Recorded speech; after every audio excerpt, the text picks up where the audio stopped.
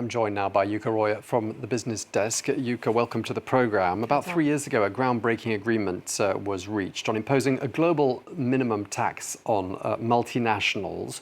Could the same be done then for super rich individuals, do you think? Well, the answer is yes, according to French economist Gabriel Zucman, the founder of the EU Tax Observatory, who just released a 50-page report on this idea. His proposal calls for a 2% minimum tax that would apply to about 3,000 of the world's richest people, and says that an international scheme to do so is technically feasible. The report was commissioned by the current G20 chair, Brazil, and will be examined at the group's finance ministers meeting next month. The US doesn't support the idea and Germany is sceptical. France has backed the idea, but with the election approaching, it's facing uncertainty. This is what the author of the report has to say. Today, it's estimated that worldwide billionaires pay an average of 0.3% of their wealth in tax. Many pay zero or almost zero, and some pay a little more. Under my proposal, someone who already pays a lot of tax would pay nothing more, but a billionaire who pays zero tax today would have to pay an income tax surcharge of some kind to ensure that overall their taxes amount to at least 2% of their wealth. We don't need every country on the planet to apply this tax. We just need a critical mass of countries to say, OK, we're going to implement it. OK, so tell us a little bit more about what's actually in this study.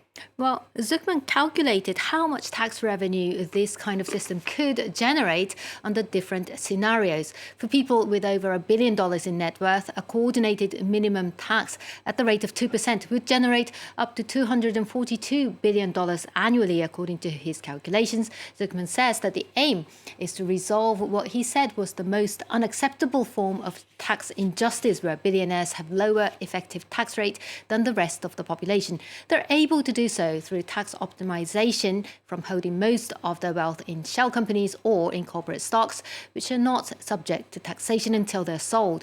Many countries also have lower tax rates on dividends than salary.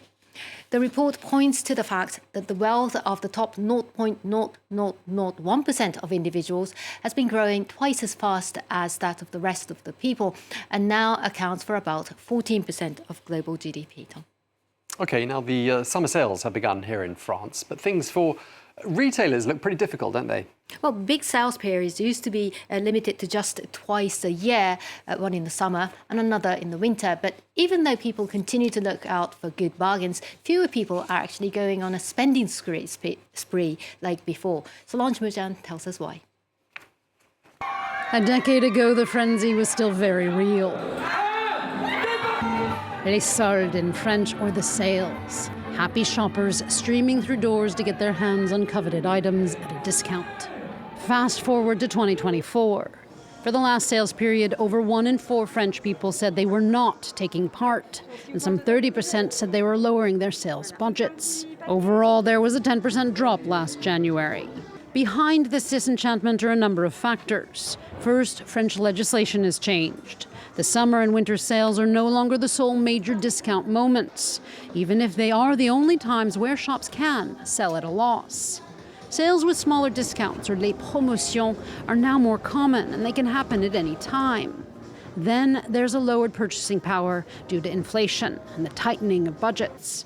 There's also a booming second-hand market. It's now a €7 billion industry in France, but old and used may not spell the end for the new. It's not used items that will kill small shops. It's more the big commerce brands that come out with many collections. It's thought that Shein came out with 70 new clothing items a day, and small shops cannot keep up with that turnover. While the French biannual sales also apply to online commerce, it's the changes in consumer habits that are really taking a toll on in-store shopping. The weather, too, often has its part to play. Nonetheless, when it comes to clothing and shoes, the French spend around half of their average yearly budget, which is over €600, on sale items.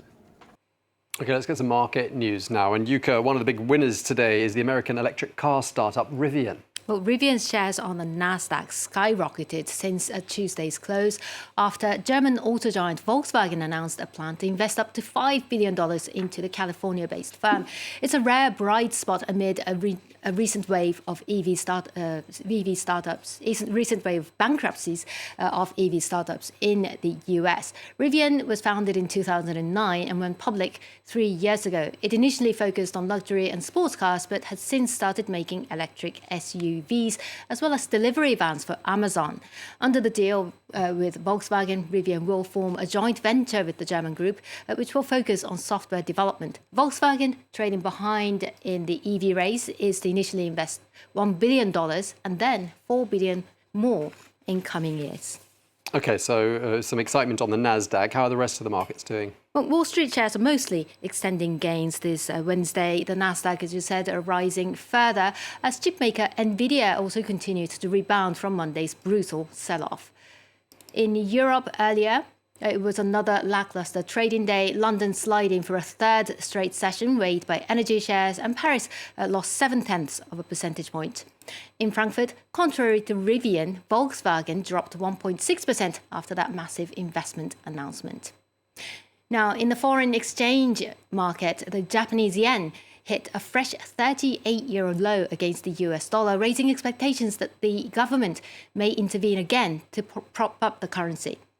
$1 US is currently trading at above 160 yen. 3 years ago, it was around 110 yen, meaning the Japanese currency has lost around 45% of its value against the dollar since then.